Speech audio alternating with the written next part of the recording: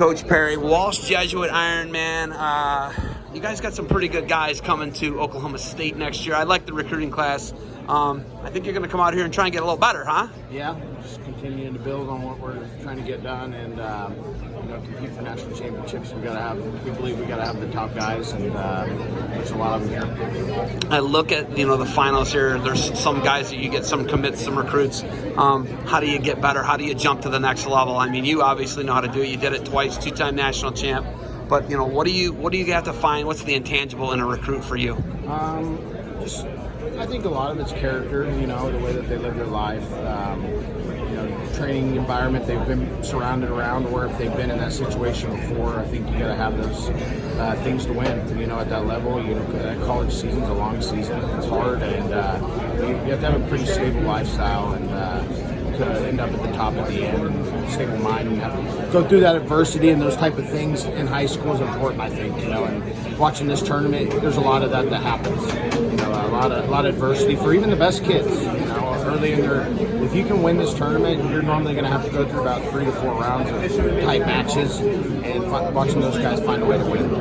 I look at you, even your career, you were an 84-pounder as a freshman, which you weren't, but you wrestled at 84 and you failed the place. Yep. Do you think that made you better throughout the years? Yeah, I think that adversity was everything for me because I didn't really have it in high school. I was pretty dominant, and then when it hit me, it was kind of a reality check. It was either I'm going to take this and run with it, or I'm going to probably go backwards. And it really motivated me more than it worried me or put fear in me or put me down. I got hungry again, like I was going for the Tulsa Nationals when I was a kid, and that's what I needed, and I went chasing something, and it was exciting. Does John come to this stuff anymore, or is he leaving a lot of this up to you now? Yeah, John tends to stay closer to home with our team during this time. We have a duel against OU tomorrow, so that's, I'll be heading. You got to fly back tonight? Yeah, and so I'll head back tonight, but so he's with the team, and so is Coach Espo, and the rest of the guys, so get ready for that, and I flew out here to catch the couple guys I wanted to watch and then head on back. Okay, I'm looking at him right now. Tervel Delagnow's got a big old brace on. He said this is a young man's game. How much scrapping do you still do? Quite a bit, actually. I mean, not as much as I probably used to. More hands-on right now, while we have a younger team in the lineup. We have some guys. But last year when we had some of those guys that needed me to get in there and test them a little bit, I definitely jumped in and tried. But when you have a younger team, it's pretty competitive in the room right now until we get a little more experience. Any kid who wins this comes out of nowhere. You're in their living room. There's no question about it, right? I mean, you're in everybody's living room if you want to be there. Yeah, a lot of it depends on the weight classes and the opportunities that we have, coming up. We're pretty, we got a lot of good incoming people, and those weight classes are full right now. So it just depends which weight they're at, also. But we have our eyes on a couple.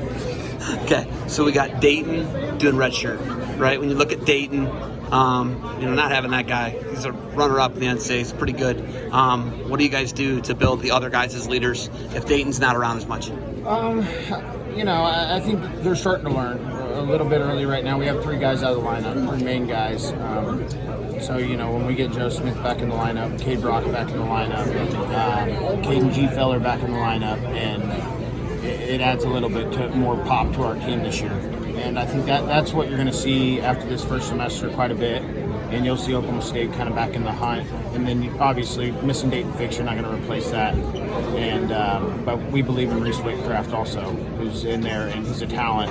He's won this tournament last year. He's a kitchen sink guy. That guy can pin anyone. Yeah. He's a freak. And he definitely, we believe in him quite a bit too. I do too. Yeah. He's a freak. I saw him here last year, right? When you guys look at 34 team titles, right? You're arguably the greatest NCAA dynasty of any sport, any team, right? What do you guys got to do in that next 2-3 years? It's Iowa, it's you guys, it's Ohio State, it's all these teams. It's an arms race. What do you got to do to get a title, get 35? I think it's recruiting and, work in the room. I think recruiting's a big deal. You get the talent, you'll win. They know how to win. They've been around winning. They know how to work to win. Most of the time, and you just gotta, as a coaches, it's a lot of you just continue to build that talent, continue to show them, guide them in the right direction. We have John Smith, if you however high you want to go, he can give you the example on how to get there. Okay. Why are you the only Oklahoma guy I know that doesn't have a huge family yet? Right now, just busy, with coaching. I just got into it. So I think that's a big difference in why I don't have kids yet. So, but just getting into it. But we're looking, to build on that here soon now that I'm getting used to coaching and traveling and doing all these things, kind of living that lifestyle. All right. You got anything else for me? Nope, I'm good. You're the man. Cowboys. Thank you for the time. Cowboy up. Yep. Keep getting it done, Coach. Yep, thanks.